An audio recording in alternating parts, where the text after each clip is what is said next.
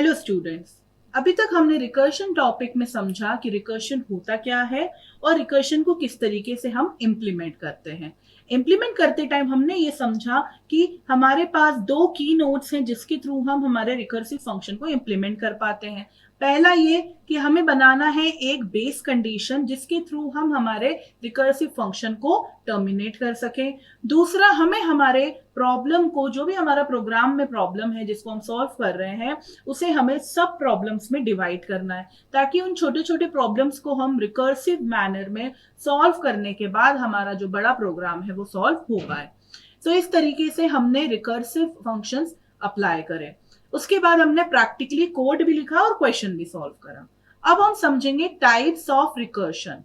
जो हमारा recursion functions हमने पढ़े हैं उनमें अलग अलग डिफरेंट टाइप्स होते हैं। सबसे पहला होता है डायरेक्ट, दूसरा होता है इनडायरेक्ट रिकर्शन, उसके बाद होता है टेल रिकर्शन और लास्ट होता है हमारा नॉन टेल रिकर्शन। तो सबसे पहले हम स्टार्ट करेंगे डायरेक्ट रिकर्शन से। बेसिकली अभी तक हमने जितने भी रिकर्शन पढ़े हैं वो सभी डायरेक्ट रिकर्शन है। हमने जो दो प्रोग्राम्स इंप्लीमेंट करे थे, एक सम का प्रोग्राम इंप्लीमेंट करा था, सम ऑफ डिजिट्स का प्रोग्राम इंप्लीमेंट करा था, उन दोनों प्रोग्राम्स में ही हमने डायरेक्ट रिकर्शन इंप्लीमेंट करा था। डायरेक्ट रिकर्शन का मतलब क्या होता है? When a function call itself directly, जब वो अपने आप को डायरेक्ट रिकर्सिव में फंक्शन को खुद ही कॉल करता है, उस टाइम पे कहलाता है direct recursion function.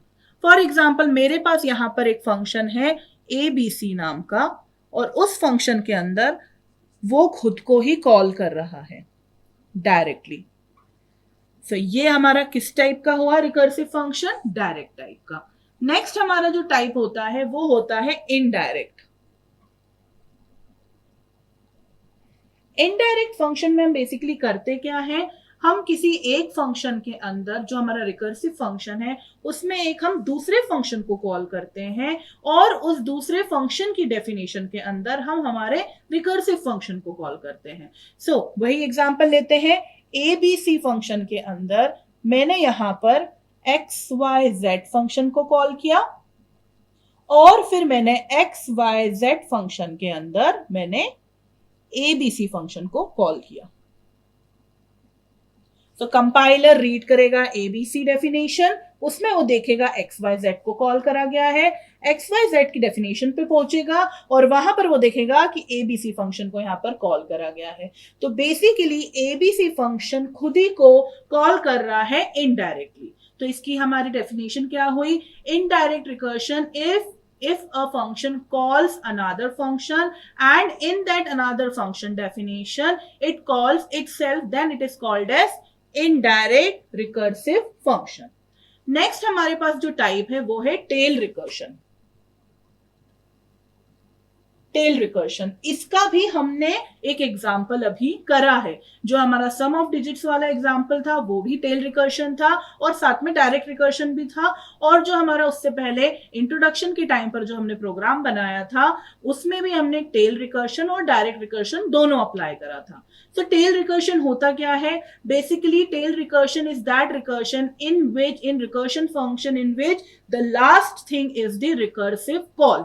That means हमारे पास अगर कोई फंक्शन है और उस रिकर्सिव फंक्शन के अंदर जितने भी स्टेटमेंट्स लिखे हैं, सबसे लास्ट में उस रिकर्सिव फंक्शन को रिकॉल करा गया है, तो वो कहलाता है हमारा टेल रिकर्शन। सेम एग्जांपल लेते हैं हम। ABC हमारा है फंक्शन, उस ABC फंक्शन के अंदर हम यहां पर चेक कर रहे हैं। फॉर एग्जांपल यहां पर मैंने इनपुट दिया n और n की वैल्यू है 3, जो हमारा एग्जांपल था वही। और मैं यहां पर चेक कर रही हूं इफ n इक्वल्स टू 0 तो रिटर्न 0। और मैं यहां पर लिख रही हूं एक रिटर्न, जिसमें मैं लिख रही हूं रिटर्न फंक्शन में ABC n-1।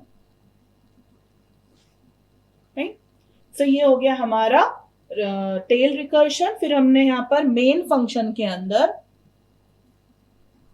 हमारे ABC फंक्शन को कॉल कर दिया विथ इनपुट हमने 3 दिया।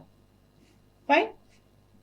तो यहां पर क्या हो रहा है टेल रिकर्शन में? सबसे पहले यूजर ने मेन फंक्शन में पढ़ा यहां पर एक फंक्शन वो वहां से गया उस डेफिनेशन पर 3 इनपुट के साथ में, यहाँ पर चेक करा इफ 3 इज इक्वल्स टू 0 तो कंडीशन फॉल्स है, रिटर्न करा दिया उसने A B C n minus 1, that means 3 minus 1, A B C 2 यहाँ पर आ गया।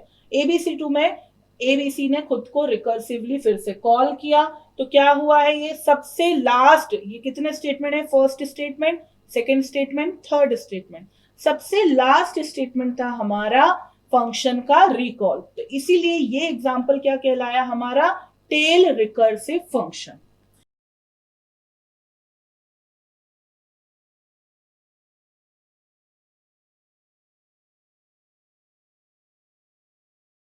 इसी में हम एक चीज देखेंगे कि नॉन टेल रिकर्सिव फंक्शन क्या होता है।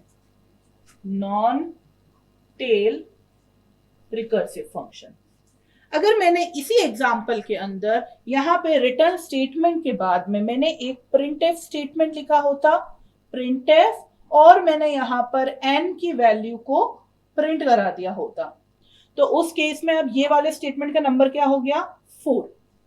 तो जो हमारा रिकर्सिव फंक्शन ने खुद को कॉल किया था वो उसने थर्ड स्टेटमेंट में करा और उसके बाद एक और स्टेटमेंट लिखा था।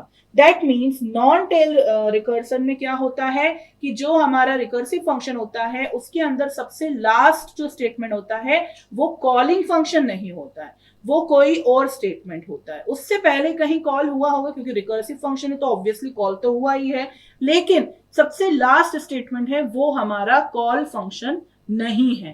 तो इसकी डेफिनेशन क्या हुई, non tail recursive function is that function in which recursive call is not the last statement of the recursive function. So ये होते हैं हमारे टाइप्स रिकर्सिव फंक्शंस के।